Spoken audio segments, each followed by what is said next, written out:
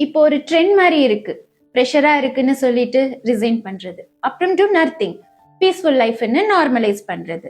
சரி, ப்ரெஷர் இருக்குன்னு பிரேக் எடுத்துக்கிறீங்க, ராங் இல்ல, மென்டல் ஹெல்த் முக்கியம்தான்.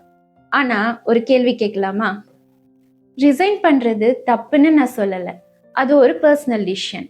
ஆனா நெக்ஸ்ட் என்னன்னு கிளாரிட்டி இல்லாம ஜஸ்ட் டு நத்திங்னு இருக்கிறது தான் டேஞ்சரஸ்.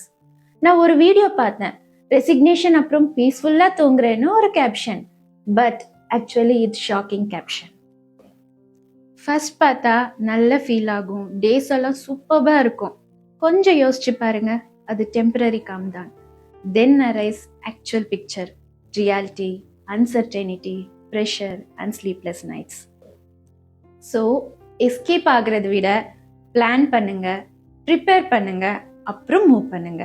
பிகாஸ் ஃப்ரீடம்னா ரெஸ்பான்சிபிலிட்டி இல்லைன்னு அர்த்தம் இல்லை, அதோட லெவல் அதிகம். Think, decide and lead.